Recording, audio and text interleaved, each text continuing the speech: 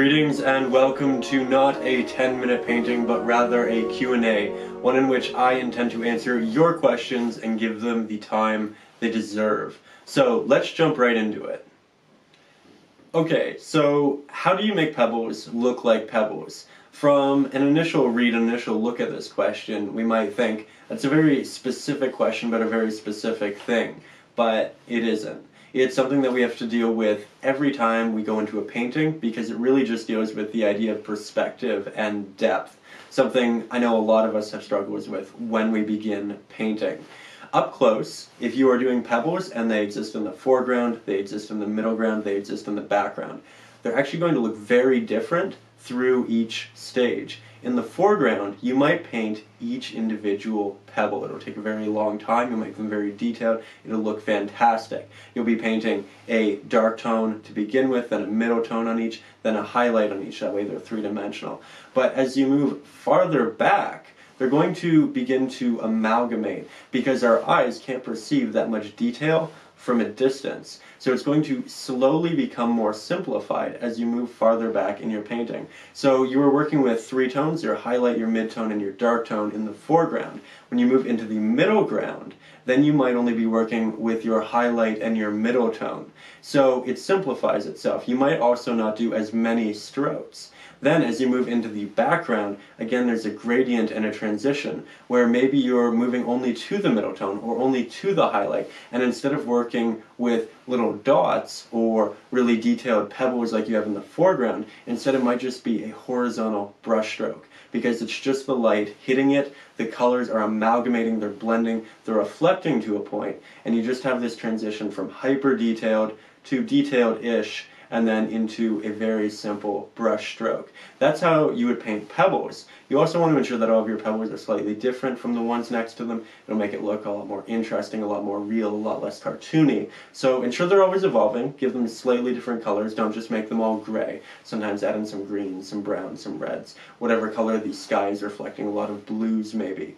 But this is a rule that applies for grass and everything else too. Grass in the foreground, going to be very highly detailed. You're going to see each blade, you're going to see it moving left, right, however it does, flipping around. And then as you move into the middle ground, maybe you just see some line work, patches popping up, generally patches. Then as you get to the background, again it might just be a horizontal stroke of light hitting it, and you lose all the detail entirely. And it's that progression through it that you really see a lot of detail in the painting. So whenever you think about how do I paint a subject, don't think about how I paint the subject, think about how I paint the subject in the level of depth that it is, how it's going to be perceived, because it's going to change dramatically depending upon all of those things. It's also going to change dramatically in color depending upon the reflecting light around it. So consider the sky. If the sky has a lot of orange in it, then your pebbles are going to have a lot of orange in them. If the sky has a lot of yellow or blue, it'll have a lot of yellow or blue. Reflective light is very important. So don't ever think of pebbles as this very isolated thing. Think about them as this ever-evolving and changing thing that are determined by the atmosphere and everything around them. I really hope that helps. I know it's a little complicated, but eventually once you do enough subjects like that, it just clicks and it makes life so much easier. So how do you create depth in painting?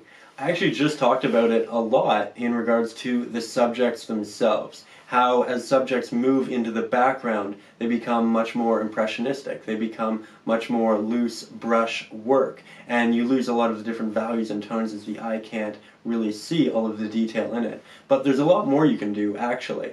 Now, as you move farther into the background, generally there's a lot more reflected light. You don't see the innate coloring of the subjects that are in the foreground. So again, if it's a sunset, a lot of that background color is going to be much more of the oranges and yellows. And then as it progresses forward into the foreground, you see a lot more of the natural colors. So if you have a tree in the background, it's going to look very orange. If you have a tree in the foreground, you might still see a lot more of the browns, the greens, and those colors that are associated with it. So try to slowly transition your colors into more of the reflected light in the background. It's also worth noting that you'll also lose a lot of the values in the background. So in the foreground, you'll have very stark blacks, you'll have very stark highlights. But as things, again, move farther back, they get more washed away. It's all kind of accumulated together. So things get much more subtle. You're playing with a lot more grays, and you're not getting anything that's too poppy. This is actually great in artwork, in painting, and photography, because it ensures that the eye focuses on the main subjects in the foreground, as the eye will naturally focus on the subjects with the highest contrasts. So that's something to also consider when you're working on these sorts of things. Another thing is the level of saturation and vibrance in your painting. Generally, it's much more pronounced in the foreground than it is in the background, because again, everything is just getting washed away and it's becoming very simple blended colors. Whereas the foreground can be very different. It can be very stark. You can have different areas with different colors, and it's just about building that subtle transition, just like everything else, with the detail and all of that. Something I generally I think it's a great example. Trees. In the foreground, you can see each and every leaf, and you paint each and every leaf in. And then as you move farther into the background, we generally put the older square-headed brush, and we just dab on these implications of leaves. And it's very simple, it's very easy. It makes it look like there are hundreds of thousands of them, but it's that transition from something that's very sharp, very detail-oriented, into something that's very impressionistic, and something that just kind of implies the idea of the subject. So there are a lot of things you can do to create depth in your painting, but the main ones are ensuring that the foreground is very sharp, it's very detailed, you have a lot of different values. The background, it's much more simplified in the subjects themselves. The background has a lot more reflected light, it's much more the colors of the sky and everything like that. The background is also much more of a lesser value. It doesn't have any stark blacks or stark highlights. It's also a little bit less saturated. So by kind of amalgamating all of those different things, it's really easy to build depth. Also, remember perspective. As things get farther in the background, they get smaller and smaller. You incorporate all of those, and you should be able to make something absolutely fantastic. Now, it's a common question, do I use added mediums or anything to extend the life of my paint? How do we ensure that it kind of glides across the canvas with such ease? And I actually don't use any additional mediums at all. I think that they can be very helpful, I think they can be very useful, you can get a lot out of them. However, I really don't feel that they're necessary, especially with acrylics, because you can generally do these same things with added acrylics or water, and water is generally what I use to extend the wet life of my paint, to ensure that paints can blend from one into the next very easily, to do wet into dry blending. I talk a lot about this in my book, Acrylics for Beginners, and it's a really good introduction to it. But generally, when you're thinking, I need this medium or do I need this medium, and it gets super complicated, you really don't. You just need the basics, the essentials, and water can do a great thing for your painting in extending the wet life of the paint, in dragging the paint farther, getting a lot more coverage with it, and making it just a lot more easy, right? Getting a lot less of that grainy effect or those brush strokes. So I would highly implore you to use a lot more water in your mixtures, as it's greatly helped me. And again, mediums, they can be great, but I think you'll learn the medium of acrylics and the medium of water much better by just taking your time and learning the process through them. So that's my answer. Mediums can be great, but you really don't need them. Okay, so really common question, what do I draw the initial sketches with? This is something that changes dramatically depending upon the piece I'm doing, what medium I'm using. It changes. But generally, for the 10-minute painting lessons, for the hour-long painting lessons, the background of the canvas board is painted with a Crayola pencil crayon, and I use these for a couple of reasons. Firstly, they can assign a color. So rather than just drawing all of it with a simple tone, I can get something that really allocates the subject well. I can remember it if it's a little bit messy. It's fantastic. A lot of them are also erasable, so if I find that I'm having an issue, I can just take it off and I can restart. It's also not a messy medium. When you draw with charcoal, with graphite on canvas, sometimes things can be very diluted. If you add a yellow pigment on top of those, sometimes it can make the yellow pigment very dirty, whereas the pencil crayons don't seem to have that issue, for me at least. So it's a very safe medium. It's erasable, it doesn't interfere with the paint itself, and it can also allocate different subjects. I use a Sharpie, a fine tip Sharpie, for the foreground of the canvas boards because it's very detailed, it's very fine, and when I do my backgrounds, I generally paint them fairly messily. Messily? Is that a word? Fairly messy. And I try to ensure that they are kind of just, I'm not worried about the edges. Because when you worry about the edges, when you're painting the backgrounds, then you can kind of become a little too conservative with it. And you can leave out areas. And there will be little chunks between your foreground and your background, and they won't have any paint, and it'll just look a little bit awkward. So I generally like to paint my backgrounds slightly over the subjects in my foregrounds, but I don't want to lose the drawings of the subjects in the foregrounds. Now, acrylic paints are semi-transparent, so if I'm painting over a black Sharpie, generally I can kind of see that initial drawing, that initial outline still on the canvas, so I don't have to redraw it when I go in to do the foreground. So in the background, I like to keep things very light, very simple, so I only have to do one layer of the acrylic paints. But in the foreground, I know that I'm going to do multiple layers. I'm going to do a lot of detail. I'm going to do a lot of values, light, dark, etc. So with all of that added pigment, I'm not going to have to worry about the very thick lines that these Sharpies are making.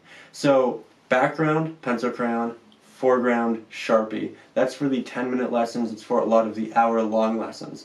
And I like that because it's simple, it allocates everything well, and when you go into your painting, you know exactly that's the background, that's the foreground. Now, you can only really do this on canvas boards, which I do a lot of these on, because it can show through the back of regular canvas, so it's something you have to be careful with. Now, going into oil paintings and other things, I do like the pencil crayons. If you want to be a little bit more professional, you can use a graphite or a charcoal and then use a sealer on top, but that's adding additional mediums. It's worrying about 100 extra little things. You don't really need to do it. But for me, for most of what you see, it is essentially just the pencil crayons and the fine-tipped Sharpies. I think one of the greatest struggles for artists is finding inspiration, finding something to paint, something that makes you passionate enough to sit down and create something about it or a rendition of it. I think it's a problem that we all face. I think it's a problem that we will all continue to face. But what's really, really important is that we're always working. We're always continuing our craft and getting better at it. Otherwise, if we only ever created when we were inspired by something, we'd create so infrequently. So when we were inspired, when we had these great ideas in our head, we wouldn't have the skill memorized to go in and do exactly what we want. And we'd always be disappointed by the work we were creating because we just didn't put in that practice, because we only painted when we were inspired. So something I learned really, really early on was paint, create, always practice. Even when you're not inspired, seek out different ways of ensuring that you're keeping your skill up and you're always doing something. I did a lot of landscapes, I did a lot of figure work, and it's something that I implore everyone I teach to do as well. It's actually why I created my new book, Painting Prompts for Beginners. It's 21 digital sketches where you don't have to come up with the idea. You have the landscape, you have all of the sketching down. You simply need to transfer it to canvas, pick your colors, and jump into it. It's a great resource for days where you're not feeling entirely creative, but you want to keep painting, you want to keep improving your craft, and you want to end up with something great at the end of the day. So what I would highly implore you to do is seek out ways to come up with additional ideas so that you can always be creating. Things that will strengthen you as a painter, so when you have your inspiration, your fantastic ideas, you have the skills ready to jump in and create something absolutely fabulous. Now, something we don't see and we don't really get a chance to talk about a lot in the 10-minute painting lessons is what do we do with our palette? How do we organize our paint? How do we ensure that things don't get messy and things remain cohesive enough on the palette that they're not continuously getting muddy or dirty, so that we always have exactly what we want on our palette for our painting?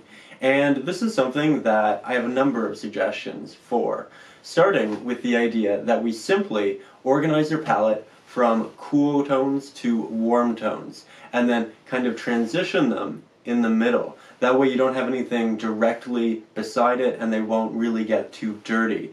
You can also sometimes go into your palette with two plots of the same color. So instead of having primary yellow, primary red, primary blue, maybe you have two primary yellow, two primary red, two primary blue. One is what you take from when you want to mix, and it can be a little bit dirty. You can kind of interject other pieces of other colors into it. And the other one is a pure version that you keep when you want that specific color and you want it to be extremely clean. So that is definitely one way of going about it. And another way is moving things around with your palette knife, picking up a lot of color, moving it aside. Another is simply cleaning different portions of your palette as you're finished with them. If you watch my lessons over on Patreon where I use glass palettes, you can see that sometimes I do clean up different areas, that I kind of move colors around with palette knives, that sometimes I just wipe areas off to maintain a very clean workspace. And if you'd really like to see how I manage my palettes, how I kind of organize everything, how I move things around, Patreon is a great place, as I do show you how I mix all of my colors and I show you my palette through the entirety of the hour-long paintings. So it's a great resource, but generally I'd simply advise you to move from cool to warm on your palette, to clean off portions of your palette, to move colors around with palette knives, and just kind of keep these things in the back of your head as you're working with your palette. You can also have multiple palettes going, one for cool, one for warm, and again, most importantly, having multiple plots of the same color on your palette. I think it's very natural for everyone to look for progression in their work, from wanting to get to a beginner stage, to an intermediate, to an advanced, and it's something that honestly changes with each person. It changes with the amount of practice you put in, it changes with the amount of idea and time you put in to the idea process. It changes into the different resources you seek out, the different podcasts or different YouTube videos you watch. When you're going from a beginner stage to an advanced stage, 100 different things have to happen. And they can happen either very slowly or they can happen very quickly, depending upon the amount of work and effort you put into them. If you're putting 1 hour of work into something every day, and someone else is putting 10 hours of work into that thing every day, the time it takes to get there is going to be dramatically different for each person. So you need to kind of think about prioritizing. Is this highly important to me? Can I put a little bit more time in? Can I learn while I'm doing something else? Something I love to do with art is, while I'm doing something, I'll put on maybe a YouTube video in the background, or maybe a podcast about it, or a documentary about it. And that way, while I'm doing something else, I'm also kind of spending time on art. I'm listening, I'm hearing, I kind of see it in the background. And this is something I really did a lot, actually, when I began painting. If you watch Lockery Fine Art or Kevin Hill oil painting, these are things that I would just have in the background while I did other things, because I was always just learning. And it's a great way to kind of ensure that you're continuously trying and getting better. Try to learn about art through reading, through podcasts, through YouTube, through all of these different mediums, through doing it yourself. And by going through that process and spending more time at it and just keeping it in your head throughout the day, you'll become much better so much more quickly than if you only did it every Saturday or Sunday, once a week. That's actually really why I developed the 10-minute painting idea. I found that painting, it generally feels like this very large, cumbersome idea. You need 10 hours to do it. You need 40 hours to complete a piece. But what if you didn't? What if you needed 10 minutes? What if you could take it to this very simple thing? It didn't have to be this grand painting. It didn't need to be massive. It could be small. It could be something fun. And really bring the fun back into it, because it's meant to be fun. It's meant to be cathartic. It's meant to be relaxing. And with the 10-minute painting idea, that's exactly what it is. You don't need all of these hours. As long as you make sure that you are learning about art, that you are practicing art every single day, you will be fantastic at it so quickly. And there we have it, not our 10-minute painting, but our Q&A. We are out of time, but I look forward to hearing more of your questions in the future. So if you have anything that wasn't mentioned today that you'd like to learn about, you'd like to hear about, leave your questions for future installments in the comments. I want to do one of these every month or so. It should be a lot of fun. I hope you feel like you've learned something and you can take something away from this. Also, again, I would like to note, if you would like to learn more about organizing your palette and mixing paint, that is over on my Patreon. I do a lot of 1-hour lessons where you get to see me blending paint, working on my palette every single month for a great amount of time. If you do struggle with inspiration and you just want to continuously work on your craft every single day and not worry about having to come up with the ideas, Painting Prompts for Beginners is available. It is a digital sketchbook of 21 sketches. They all have grids. It's fantastic for just getting the ideas so that you can begin working immediately. And of course, if you'd like to simply learn more about perspective, about blending with water, about creating depth in your paintings, there's my book, Acrylics for Beginners. It's a staple. It's going to teach you all of the essentials. That is essentially the pitch for the video. These are all of the things that I think can really help you improve as a painter, and they're great resources. So I truly hope you've enjoyed. I will see you very soon with a new 10-minute painting video, a new oil painting video, and much more. Stay tuned. Message me on Facebook, send me your work. I can't wait to see it. And as always, above all, stay creative.